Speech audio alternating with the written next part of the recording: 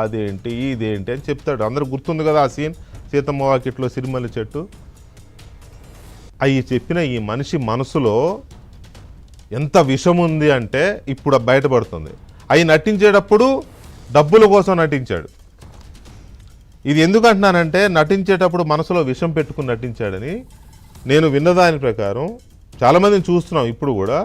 NT Ramarao గారు ఒక cinema start చేస్తే, అప్పుడు అన్ని పౌరాణికాలే కదా, స్టార్ట్ చేస్తే ఆ సినిమా అయ్యేదాకా చాలా నిష్ఠతో, ఎంతో నిష్ఠతో ఉండేవారంట.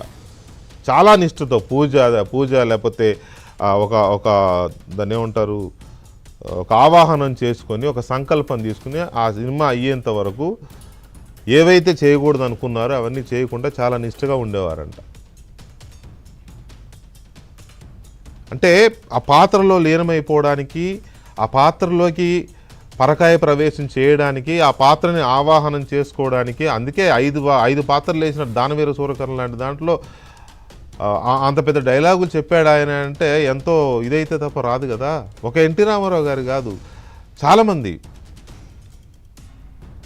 రాఘవేంద్రరావు గారు ఆయన ఒక సినిమా తీసుకుంటే గడ్డం పెంచడం మొదలెడితే సినిమా అయిపోయాక గడ్డం తీరు ఆయన. అంటే ఒక్కొక్కరికి ఒక్కొక్క సెంటిమెంట్. చాలామంది నిర్మాతలు మాల వేసుకుంటారు, ఏదో ఒక మాల, అమ్మవారి మాల, శబరిమల స్వామి అయ్యప్ప మాల, లేదా ఏదో ఒక మాల. అదొక రకమైన డెడికేషన్ దాంట్లో నీలమైపోవడానికి. అంటే ఏంటంటే ఆ సినిమా తీస్తున్నంతసేపు, ఆ సినిమా అయిపోయేంత వరకు దాంట్కే లీనమై డెడికేట్ అయ్యి ఆ సినిమాని జనరంజకంగా ఎక్కడ తప్పులు పోకుండా, ఆ సినిమా ఇతివృత్తము, ఆ ఇతిహాసము, పౌరాణిక ఇది తప్పుదో పోకుండా చాలా జాగ్రత్తగా చేయడం కోసం అంతగా లీనమైపోయేవాళ్ళు. ఇలాంటి వ్యక్తి లోపల ఇంత విషం కక్కుతూ శివుడు పాత్ర వేసి, అయ్యప్ప పాత్ర వేసి ఎన్ని తిట్టుకున్నాడో. ఛీ, ఈ అయ్యప్ప మాల నేను వేసానా అనుకుంటూ డబ్బుల కోసం కక్కుర్తిపడి వేసుంటాడు. ఆ నిర్మాతలు వేసే ఎంగిలి మెతుకుల కోసం ఆ వేషాలు వేసుంటాడు అనిపిస్తోంది. ఇప్పుడు అనిపిస్తోంది ఇవన్నీ వింటుంటే. రామదాసు సినిమాలో నటించాడు, డమరుకంలో శివుడు పాత్ర. ఏ మాటలతో విమర్శించాలో, ఇతన్ని ఏ రకంగా ఇది చేయాలో అర్థం కావట్లేదు. నాకు అనిపిస్తోంది ఇతను నటించిన ఈ భక్తి రసాన్ని సంబంధించిన ఏ సినిమాలో అయితే నటించాడో ఆ సినిమాల్లో ఎంత డబ్బు అయితే తీసుకున్నాడో ప్రేక్షకుల దగ్గర అన్ని భాషల్లోనూ, ఆ డబ్బంతా హిందూ ధార్మిక సంస్థలకు రిటర్న్ ఇచ్చేయాలి. ఏమాత్రం చీము నెత్తురున్నా రిటర్న్ ఇచ్చేయాలి.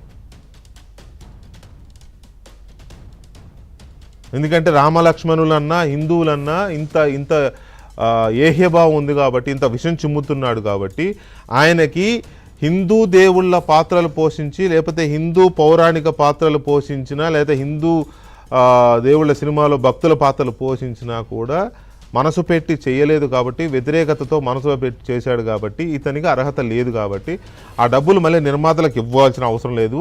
హిందూ ధార్మిక సంస్థలకు, ఆ టీటీడీకో లేదా శబరిమల టెంపుల్కో లేదా భద్రాచలానికో ఇంకో టెంపుల్కో మర్యాదగా ఇచ్చేస్తే నీ చిత్తశుద్ధిని నిరూపించుకున్నాడు అవుతావు. లేకపోతే డబ్బుల కోసం ఏమో దేవుడు వేషాలు వేయడం, అది అయిపోయినాకేమో ఈ రకంగా విషం చిమ్మడం. ఏంటి అసలు నీకు ఇంత హిందుత్వం మీద, లేకపోతే రామాయణం మీద, భారతం మీద ఇలాంటి విషయాన్ని చిమ్మాల్సిన అవసరం ఏంటి ప్రకాష్ రాజ్ గారు? మీకు ఎవరైనా వ్యక్తుల మీద కోపాలు ఉంటే అవి మాట్లాడుతున్నారు, చూస్తున్నాను. నేను జస్ట్ ఆస్కింగ్ అని, ఐఎమ్ ఆస్కింగ్ యూ. ఏంటి మీకున్న భావజాలం ఏంటి? Just asking you. మీరు క్షమాపణ చెప్పాల్సిన అవసరం ఉంది. మొత్తం సౌత్ ఇండియన్ లాంగ్వేజెస్ అన్నిట్లో కూడా వీడియో రిలీజ్ చేయాలి మీరు. తెలుగులో ఒక వీడియో, కన్నడలో ఒక వీడియో, తమిళ్లో ఒక వీడియో, మలయాళంలో ఒక వీడియో, 4 భాషల్లో క్షమాపణలు చెబుతూ వీడియో రిలీజ్ చేయాల్సిన అవసరం ఉంది. హిందీలో ఒక వీడియో రిలీజ్ చేసి తప్పు అయిపోయిందని ఒప్పుకోవాల్సిన అవసరం ఉంది. అండ్ ఆల్సో మొత్తం అన్ని భాషల సినిమా ఇండస్ట్రీలు ఈయనను బాయ్కాట్ చేయాల్సిన అవసరం కూడా ఉంది. ఎందుకంటే ఇప్పుడు వస్తున్న పాన్ ఇండియా సినిమాలన్నీ కూడా రామాయణాన్ని బేస్ చేసుకుని, భారతాన్ని బేస్ చేసుకుని వస్తున్నాయి, మనం చూస్తున్నాం. కాబట్టి ఇలాంటి వ్యక్తులకి చోటు లేదు. నేను మరొక ముఖ్యమైన విషయం కూడా చెప్పదలుచుకున్నా. ఈయన క్రిస్టియన్, మనం గౌరవిద్దాం, అన్ని మతాలను మనం గౌరవిస్తాం. ఇప్పుడు రేపటి నుంచి, లేకపోతే ఆల్రెడీ స్టార్ట్ అయినట్టుంది, ఎవరైనా క్రైస్తవ మతాన్నో లేదా జీసస్ క్రీస్తు ఎవరైనా మాటలంటే దానికి కారణం అన్నవాళ్ళు కాదు, ఈ వ్యక్తి చేసిన కామెంట్ల మూలాన ఎవరైనా అంటే క్రిస్టియన్లు ఈ వ్యక్తిని పట్టుకోవాలి. నువ్వు ఎందుకురా అన్నావు, నీ వల్ల చూడు జీసస్ క్రీస్తు అంటున్నారు, వాళ్ళకి సారీ చెప్పని అనిపించాల్సిన బాధ్యత కూడా క్రైస్తవ సమాజం మీద ఉంది. ఇలాంటి దుర్మార్గపు భావజాలాల్ని సహించేంత సహనం ఇంకా లేదు, ఇంకా సహనం నశించిపోతుంది హిందూ సమాజానికి. రోజు రోజుకి విషం కక్కుతున్నారు.